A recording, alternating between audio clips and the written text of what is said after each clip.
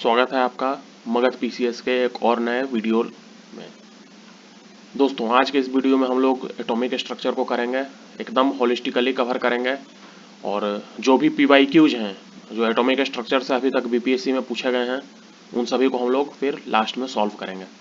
तो चलिए इस वीडियो में आगे बढ़ते हैं और हम लोग एटॉमिक स्ट्रक्चर को शुरू करते हैं। ये लॉ ऑफ केमिकल कॉम्बिनेशन जो है ये लेबोज़ियर के द्वारा लाया गया था, जो बहुत ही इम्पोर्टेंट था केमिकल साइंसेज के फाउंडेशन के लिए। केमिकल साइंसेज दोस्तों हम लोग केमिस्ट्री को कहते हैं और लेबोज़ियर को फादर ऑफ केमिस्ट्री भी बोला जाता है। इन्होंने दो लॉ प्रपोज किया था, जिसमें पहला लॉ था law of conservation of mass, जो कि कहता था कि कोई भी केमिकल रिएक्शन में मास can neither be created nor be destroyed.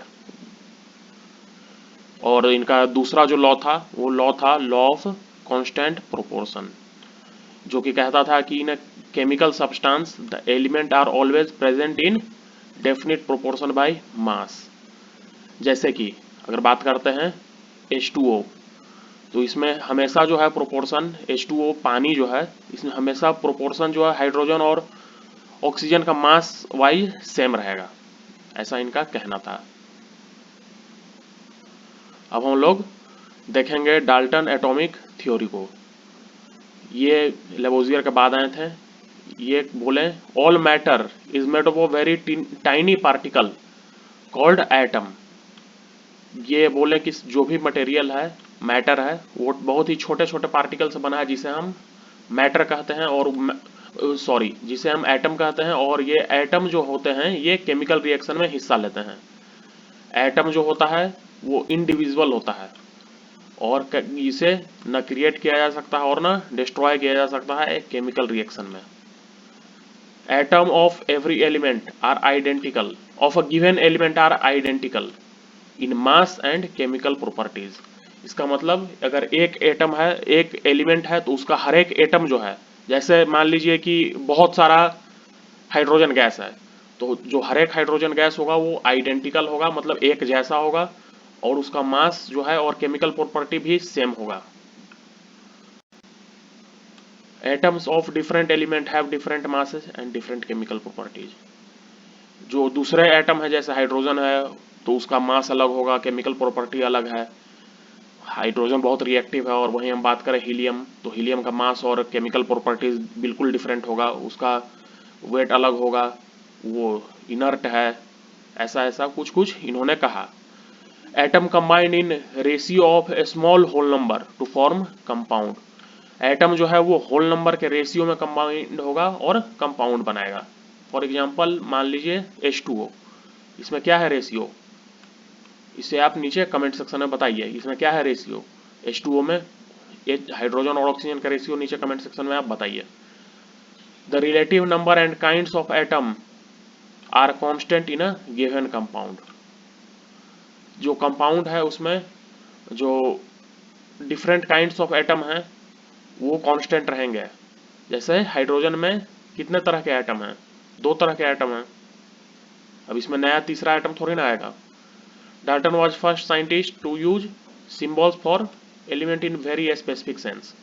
इन्होंने पहला बार सिंबल को यूज करना चाहा। जैसे हाइड्रोजन के लिए ये एक सर्कल है, उसके अंदर डॉट है, इसी तरह से मरकरी के लिए कुछ ऐसा सिंबल इन्होंने बनाया।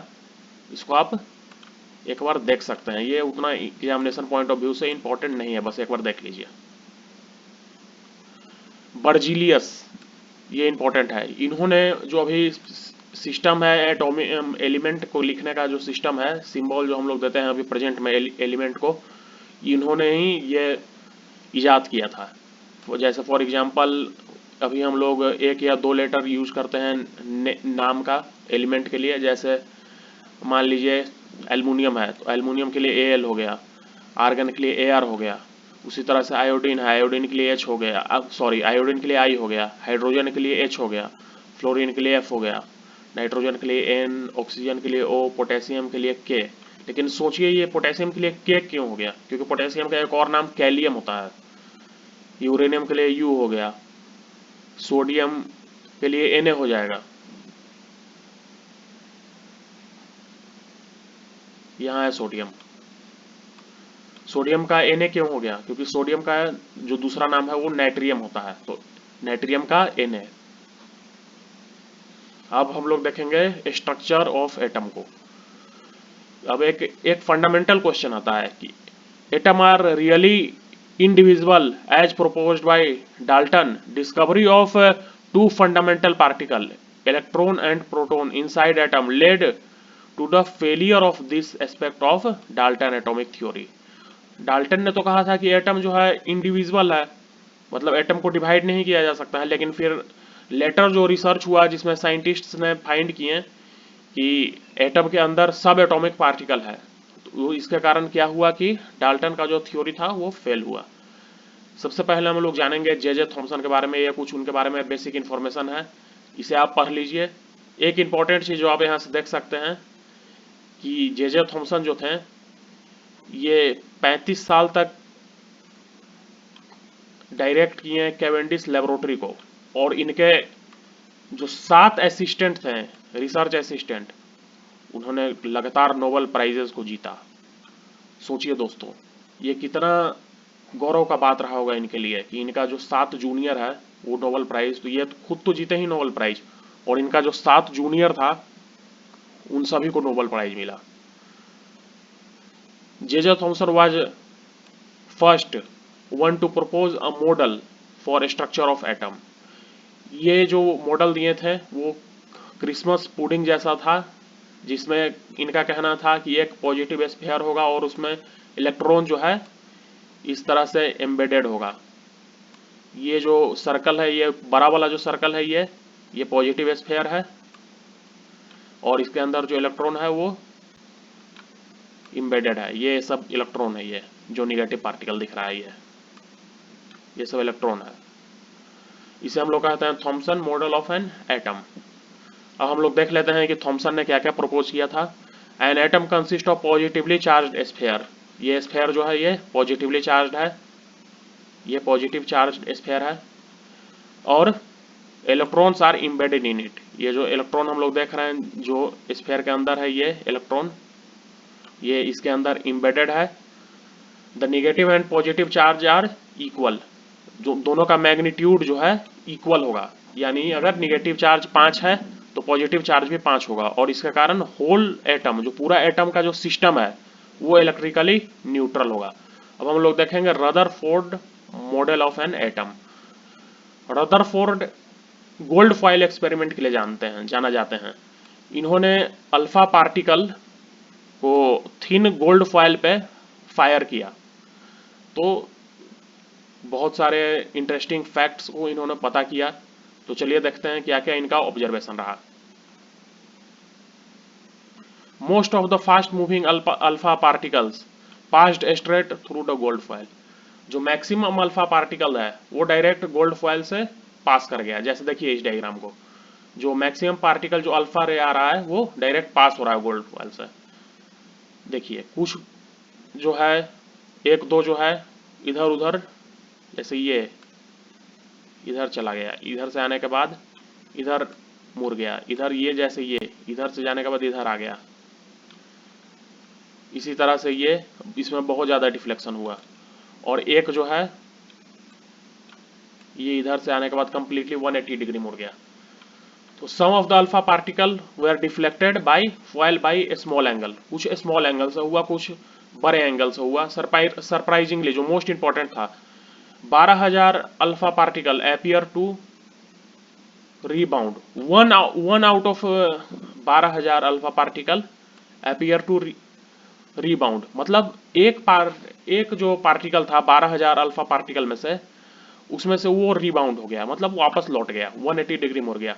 रदरफोर्ड इसके ऑब्जर्वेशन के बेसिस पे अपना न्यूक्लियर मॉडल ऑफ एटम को रखें। इनके हिसाब से there is positively charged centre. Centre में एक पॉजिटिव चार्ज है जो कि सही में होता है एटम में, जिसे इन्होंने न्यूक्लियस कहा। तो इन्होंने न्यूक्लियस की डिस्कवरी कर दी। और nearly all the mass of atom, जो एटम का मास जो है वो न्यूक्लियस में कंसंट्रेटेड होता है। यह भी बहुत ही सही बात इन्होंने कहा। The electron revolve around the nucleus in circular path, और जो इलेक्ट्रॉन है वो न्यूक्लियस के चारों तरफ घूमता है। The size of nucleus is very small compare to size of an atom. जो न्यूक्लियस का साइज है वो बहुत छोटा होता है और एटम बहुत बड़ा होता है, और जो एटम का मास है वो कहाँ पे कंसंट्रेटेड होता है, वो न्यूक्लियस में कंसंट्रेटेड होता है। ये इनका ऑब्जर्वेशन था। अब हम लोग देखेंगे बोर्स एटॉमिक मॉडल।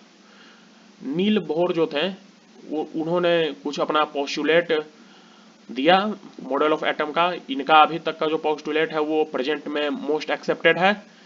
इनका कहना था कि only certain special orbits known as discrete orbit of electron are allowed inside the atom.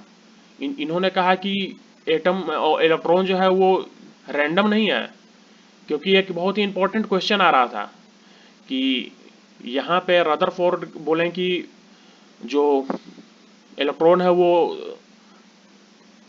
Revolve करेगा, तो सबसे इंपॉर्टेंट क्वेश्चन आ रहा था कि क्या इलेक्ट्रॉन का एनर्जी खत्म नहीं होगा। तो इसको इन्होंने समझाया कि while revolving in discrete orbit electron do not radiate energy. मतलब जब इलेक्ट्रॉन जो है न्यूक्लियस के चारों तरफ घूमेगा तो एनर्जी रेडिएट नहीं करेगा। और फिर 1932 में जेम्स चैडविक जो है वो एक और सब एटॉमिक पार्टिकल को डिस्कवर करते हैं जिसके पास कोई चार्ज नहीं होता है और उसका मास जो है नियरली इक्वल होता है प्रोटॉन का, जिसे हम लोग न्यूट्रॉन कहते हैं क्योंकि ये न्यूट्रल होता है। जैसे देख सकते हैं कुछ एनर्जी लेवल ऑफ एटम को देख सकते हैं।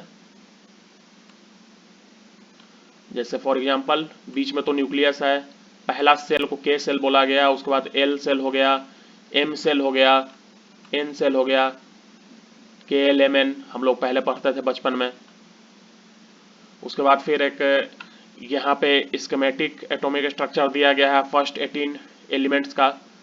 हाइड्रोजन में एक सेल है, हीलियम में भी एक सेल है और 2 इलेक्ट्रॉन है, लिथियम में देख लीजिए 2 सेल है, ये हो गया के और ये हो गया एल, और बेरिलियम में भी 2 है। फिर हीलियम लिथियम से लेकर के देखिए नियम तक कितना सेल है, 2 सेल है, और यहाँ से लेकर के यहाँ तक कितना सेल है, तो 3 है। इसको आप एक बार बढ़िया से इस डायग्राम को देख लीजिएगा। एटॉमिक नंबर क्या होता है, total number of present in nucleus of atom, total number of proton present in nucleus of an atom. मतलब जितना भी कोई भी एटम जो है उसके न्यूक्लियस में जितना प्रोटॉन प्रेजेंट है उसका उतना एटॉमिक नंबर होगा। जैसे फॉर एग्जांपल अगर हम लोग बात करें सोडियम का, तो सोडियम में कितना प्रोटॉन प्रेजेंट है न्यूक्लियस में, 11 प्रोटॉन प्रेजेंट है, तो सोडियम का एटॉमिक नंबर 11 हो जाएगा, Na का 11 हो जाएगा एटॉमिक नंबर। वहीं हम लोग बात करते हैं Mg का, तो Mg में कितना प्रेजेंट है, 12 प्रोटॉन प्रेजेंट है न्यूक्लियस में, तो इसका 12 हो जाएगा। एल्युमिनियम का उसी तरह से 13 हो जाएगा। अब हम लोग बात करते हैं मास नंबर का। मास नंबर क्या होता है, ये होता है sum total number of proton and neutron present in the nucleus of an atom. Mass number क्या होता है, जो न्यूक्लियस में जो भी प्रोटॉन और न्यूट्रॉन प्रेजेंट होते हैं उन दोनों को जोड़ देने के बाद जो नंबर आता है वही हो जाता है मास नंबर। अब हम लोग बात करते हैं isotope. Isotope are defined as the atom of same element having different atomic number but having same atomic number but different atomic mass number. जैसे देखिए आइसोटोप हम उसे कहते हैं जो एटम होता है सेम एलिमेंट का, लेकिन उसका एटॉमिक नंबर भी सेम होता है लेकिन उसका मास नंबर डिफरेंट होता है। जैसे अगर हम बात करते हैं वन हाइड्रोजन वन का, ये क्या है, ये हाइड्रोजन का एक आइसोटोप है। और वहीं हम बात करते हैं 1D2, ये क्या है, इसका एटॉमिक नंबर कितना है, 1 है, लेकिन इसका मास क्या है, 2 है। ये क्या है, ड्यूटेरियम है। और ट्रिटियम हम लोग देख लेते हैं, इसका भी एटॉमिक नंबर 1 है और इसका मास नंबर क्या है, 3 है। तो ये सब क्या है, ये तीनों एक दूसरे का आइसोटोप है। अब हम लोग बात करेंगे आइसोबार के बारे में। Atom of different element with different atomic number which have same mass number are known as isobar. जैसे मान लीजिए कि कार्बन का एटॉमिक नंबर क्या होता है, 6 होता है, और एक कार्बन का रेडियो एक्टिव आइसोटोप है कार्बन 14 जिसको बोलते हैं, तो 6C14 हो गया। और नाइट्रोजन का क्या होता है, नाइट्रोजन का नंबर होता है 7 और मास होता है 7, मतलब सॉरी एटॉमिक नंबर होता है 7 और मास होता है 14। तो ये दोनों क्या है, कार्बन और नाइट्रोजन दोनों डिफरेंट एटम है लेकिन दोनों का मास क्या है, सेम है। तो ये हो गया आइसोबार। अब कभी कभी सवाल पूछ लेता है आइसो इलेक्ट्रॉनिक से भी, तो इसको भी हम लोग देख लेते हैं। Atom of different element with different atomic number which have same number of electron. Iso electronic, iso मतलब सेम, आइसो का मतलब होता है सेम और इलेक्ट्रॉनिक का मतलब होता है इलेक्ट्रॉन। आइसो का मतलब यहां पे भी है सेम और बार्स का मतलब क्या हुआ, mass number, same mass number. यहां पे आइसोटोप, आइसोटोप का मतलब क्या हुआ, सेम, क्या same, same number of same atom. Isotope में क्या होता है, एटम ऑफ सेम एलिमेंट, तो मतलब सेम एलिमेंट। आइसोटोप मतलब एलिमेंट सेम रहेगा और मास नंबर डिफरेंट रहेगा। तो आइसो इलेक्ट्रॉनिक को देखते हैं, जैसे यहाँ पे डिफरेंट एलिमेंट रहेगा लेकिन उसके पास इलेक्ट्रॉन सेम रहेगा। तो Na प्लस के पास कितना इलेक्ट्रॉन है, 10 इलेक्ट्रॉन है। Mg प्लस प्लस के पास 10 इलेक्ट्रॉन है। Al3 प्लस प्लस के पास कितना है, 10 इलेक्ट्रॉन है। तो ये तीनों क्या हो गया, ये तीनों जो है, ये तीनों जो है ये हो गया क्या, आइसो इलेक्ट्रॉनिक। चलिए अब हम लोग पीवाईक्यूज को देखेंगे। अब who is regarded as father of modern chemistry, इसका तो एक सेकंड में हम लोग टिक कर देंगे, Lavoisier. The positively charge part of centre at the centre of atom is called proton, constituent of atomic nuclei. Atomic nuclei में क्या क्या होता है, प्रोटॉन और न्यूट्रॉन।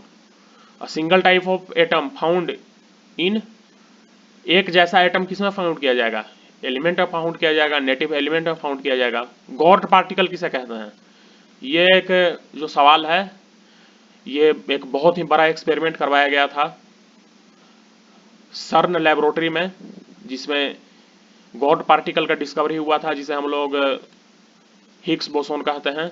और ये एक्सपेरिमेंट का नाम था, इसमें पार्टिकल एक्सेलरेटर यूज किया गया था, तो इसका नाम था लार्ज हैड्रन कोलाइडर, इसे हम LHC कहते हैं।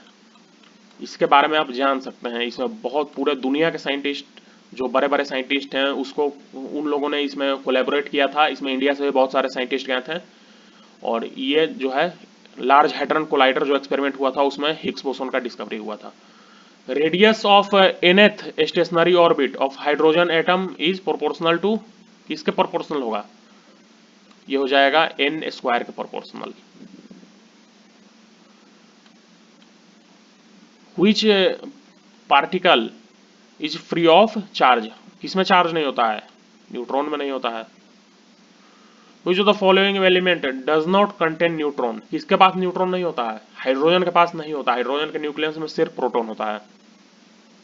Which of the following carries a negative charge, किसके पास निगेटिव चार्ज होता है, देखिए इसको, निगेटिव चार्ज होता है बीटा पार्टिकल के पास।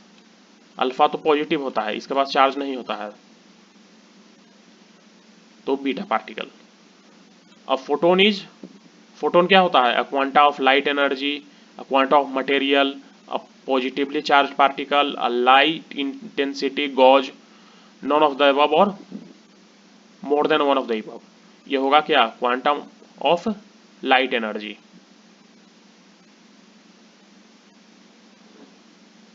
अब हम लोग बात करते हैं speed of electron in orbit of hydrogen atom in ground state is.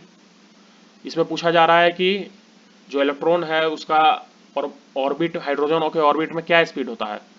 तो C का मतलब लाइट की इतना नहीं, लाइट की इतना तो नहीं होगा, C/2 लाइट के आधा, लाइट के आधा नहीं होगा, C/137 हो जाएगा। The number of electron and neutron in an element is 18 and 20। Number of electron और न्यूट्रॉन एक एटम में है 18 और 20, तो उसका मास नंबर क्या होगा। इससे हम लोग पता चल जाएगा कि एटम अगर न्यूट्रल है तो प्रोटॉन क्या कितना हो जाएगा। Number of electron and neutron, electron कितना है इसमें 18, तो इसका मतलब क्या प्रोटॉन भी हो जाएगा 18। तो 18 और 20 जो जोड़ देने के बाद कितना आ जाएगा 38, तो इसका मतलब मास नंबर हो जाएगा 38। What is the mass number of an element the atom of which contain 2 proton and 2 neutron and 2 electron. तो हम लोग तो बस मास नंबर में किसको जोड़ते हैं, प्रोटॉन और न्यूट्रॉन को जोड़ते हैं, इन दोनों को जोड़ेंगे तो इन दोनों को जोड़ने के बाद क्या आएगा 4, तो ये हो जाएगा 4 answer. The mass number of nucleus is the sum of number of proton and neutron, पहला ही सही ऑप्शन है। The total mass of proton and neutron always greater than atomic mass, इससे कुछ लेना देना नहीं है। The sum of number of proton and neutron हो जाएगा mass number. The proton number of proton number of neutron in nucleus of plutonium, ये plutonium में पता करना है कि कितना न्यूट्रॉन है, तो इसमें क्या प्लूटोनियम का लिखा हुआ है Pu94 और ऊपर कितना है 242, इसका मतलब क्या है, इसका मास कितना है 242 है और इधर एटॉमिक नंबर इसका 94 है, तो इसमें से 94 माइनस करना पड़ेगा और 242 में से 94 माइनस करेगा तो पता चल जाएगा, तो इसका माइनस करने पे आएगा 148, माइनस करके देखिए 148 आ रहा है। तो फिर इसमें कितना हो गया नंबर ऑफ न्यूट्रॉन हो गया इसका 148। The particle which can be added to nucleus of an atom without changing its properties, particle which can be added to nucleus of an atom without changing its chemical properties are, क्या होगा neutron हो जाएगा। Isotope are the nuclei of atomic nucleus in which number of, isotope के बारे में पूछ रहा है, number of neutron is same but number of proton is different, नहीं number of proton is same but number of neutron is different, हाँ ठीक है। Isotope of an element differ in, isotope किस चीज में डिफर करता है, नंबर ऑफ प्रोटॉन में करता है, नहीं इसमें तो नहीं करता है। मास नंबर में करता है, नंबर ऑफ इलेक्ट्रॉन में आइसोटोप नहीं करता है, एटॉमिक नंबर में नहीं करता है, तो ये हो गया answer. Which of the following is incorrect option. The atom is electrically neutral due to presence of proton and electron inside the nucleus, पहला ही स्टेटमेंट जो है गलत हो गया है, क्या हम लोग फाइंड करना है विच इनकरेक्ट ऑप्शन, पहला ही हो गया इनकरेक्ट। हम लोग बाकी सब भी देख लेते हैं। Electron are negatively charged and have negligible mass, सही है ये तो सही स्टेटमेंट है। Atomic number is the number of proton in atom of an element, ये भी सही स्टेटमेंट है। Isotope are useful for, isotope are useful as nuclear fuel in medical field in carbon dating etcetera, हाँ सही है। जैसे cobalt का हो गया, कोबाल्ट का कुछ आइसोटोप हो गया जो यूज किया जाता है ट्रीटमेंट में। फिर आपका हो गया कार्बन 14 यूज किया जाता है कार्बन डेटिंग में, हाँ तो ये ऑप्शन सही है। ठीक है, हम लोगों ने कवर कर लिया है एटॉमिक स्ट्रक्चर को और साथ ही में हम लोगों ने सभी PYQs को भी डिस्कस कर लिया है। PYQs बनाने में आपको पता चला होगा कि जो भी कॉन्सेप्ट हम लोगों ने ऊपर देखा है सभी क्वेश्चंस उसी से आए हैं, सिर्फ एक क्वेश्चन को अगर छोड़ दिया जाए, और वो क्वेश्चन कौन सा है, ये जो गॉड पार्टिकल वाला क्वेश्चन है, ये आया है लार्ज हैड्रन कोलाइडर का जो एक्सपेरिमेंट हुआ था उससे आया है। तो अगर मान लीजिए कि कुछ ऐसा स्पेशल क्वेश्चंस आते हैं तो वो शायद करंट अफेयर से हो सकता है, क्योंकि जब यह पूछा गया था उस समय लार्ज हैड्रन कोलाइडर जो है वो कंटिन्यूअसली कितने ईयर से न्यूज में बना हुआ था। तो मैक्सिमम क्वेश्चंस हम लोगों ने डायरेक्टली इस कंटेंट के थ्रू कवर किया है। तो ये वीडियो आपको कैसा लगा ये नीचे आप कमेंट सेक्शन में हम लोगों को बताइए, और इस वीडियो का में जो हम लोगों ने कंटेंट को देखा है इसका PDF आप, यही सेम PDF जो है आपको टेलीग्राम चैनल पे मिल जाएगा, इसलिए आप लोग टेलीग्राम चैनल को ज्वाइन करिए हम लोग नेक्स्ट वीडियो में मेटल नॉन मेटल कवर करेंगे, और केमिस्ट्री का जो भी पोर्शन है जो रिमेनिंग है अभी, उसको हम लोग 1 से 2 दिन के अंदर में पूरा कवर कर लेंगे। उसके बाद हम लोग फिजिक्स को कवर करेंगे, और उसके बाद फिर बायो को कवर करेंगे। Next within a week हम लोग पूरा साइंस को कवर कर लेंगे। उसके बाद फिर हम लोग कुछ नए सब्जेक्ट पे प्रोसीड करेंगे। तो चलिए आज के वीडियो में बस इतना ही। देखने के लिए आपका बहुत बहुत धन्यवाद।